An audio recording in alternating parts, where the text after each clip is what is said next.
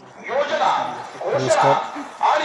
जिल्हा परिषद पंचायत समिती निवडणूक 2026च्या अनुषंगाने आज खंडाळा तालुक्यातील शिरोळ जिल्हा परिषद गटातील विंग या गावी प्रचाराच्या निमित्तानं आलो असता या ठिकाणी प्रचार 6:30 वाजता चालू केला. आत्ता 10 वाजता समाप्त करत असताना त्या ठिकाणी विंगकरांचा भरभरून प्रतिसाद.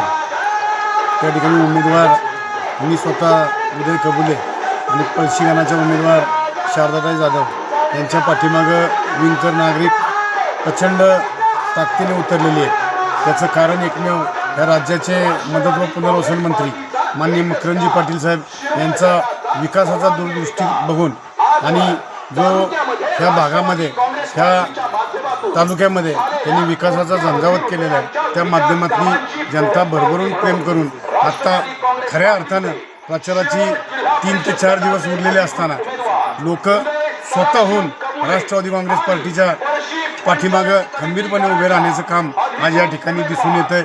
त्यामुळं आमचाही उमेदवार म्हणून असा ऊर्जा आमची इतकी प्रचंड वाढलेली आहे की आता खात्रीशीर सांगू शकतो की या ठिकाणी विजय राष्ट्रवादी काँग्रेस पार्टीचा झाल्याशिवाय राहणार नाही.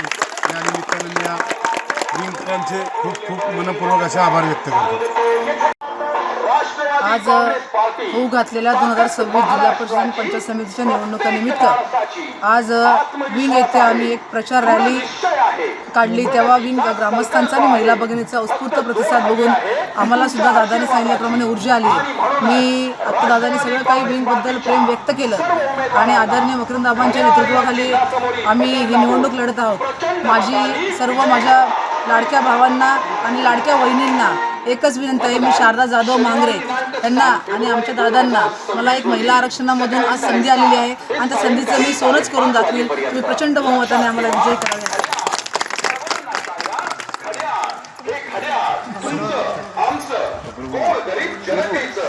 आपल्या शिरोळ गटाच्या सर्वांगीण विकासाचं लक्षात ठेवा.